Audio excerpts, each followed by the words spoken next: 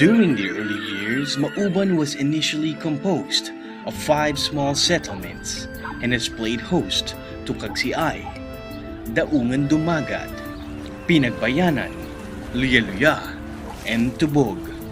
Daungan Dumagat was led by Gatpagil. At Dumagat, they were situated at what today is the pier area. Pinagbayanan, on the other hand, was located at the Maapon River and was the seat of government among the Tagalog, led by Luis Bernardo.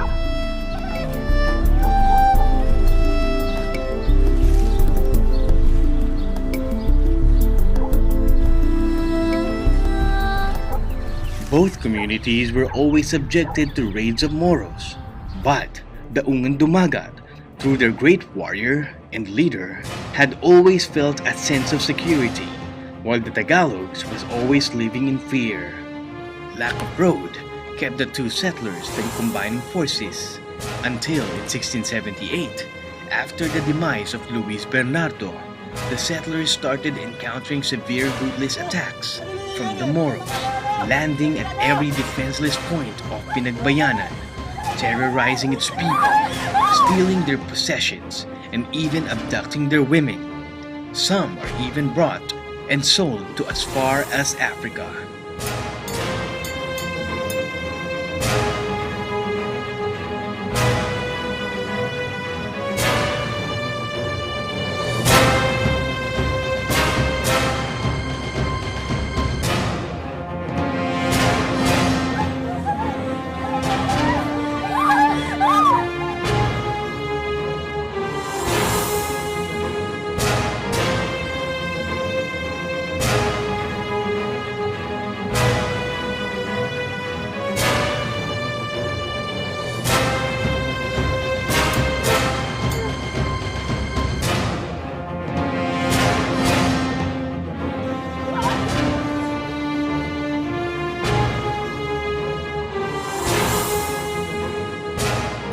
Due to this constant recurrence, Baltasar Palad, Pinagbayanan's new leader, joined force with Gatpagil by relocating near Daungan Dumagat, increasing their numbers and increasing their chance of survival against the fearsome Moros, igniting the fire of desire for peace and tranquility to their native land. One day, the Moro attacked. The Maubanins await, and the cry of passion for freedom permeates the air.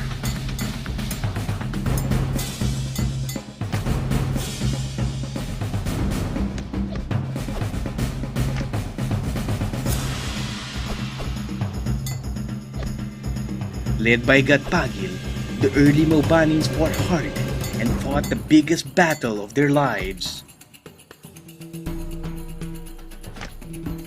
And finally, after long last, they were forever freed from the horror brought upon by the Moros.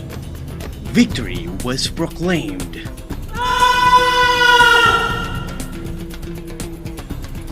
After the battle, both the Tagalogs and the Dumagats settled in the area which they called Batis Malinaw, a spring that produced crystal clear waters, and the place where civilization started to what is now Mauban.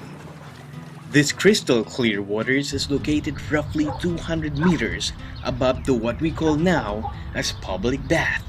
Their joining forces produced peace, order, and unity. Later on, people from Cabinti, Laguna, and other nearby towns came to Batis Malinaw and mingled with them, forming a new community. The dissimilarity of the way of life of the new settlers with the other group generated disputes. Because of that, the Dumagat group, who was known to live in isolation with other cultures, decided to leave Batis Malinaw unnoticed by other settlers. Two memories of Gatpagil lingered in the hearts and minds of the settlers. One was his military genius, and second was his gray hair, and was fondly called Gat-Uban, which was later changed to Mauban as they got closer to him. As a mark of respect and honor for Gatpagil, The locality was called Mauban. It is believed that the Dumagat traveled and found their new home up north to what is now called Cagsiay Tres. To this day, a huge numbers of Dumagat resides in Cagsiay Tres. But while the Moros, Spanish colonizers, Japanese invaders, and American liberators have come and gone, the native people of Mauban have persisted, for they are people patient and resilient enough to bear oppression and subjugation. But more importantly, they are people valiant and fierce enough to fight for liberty, supremacy, and harmony.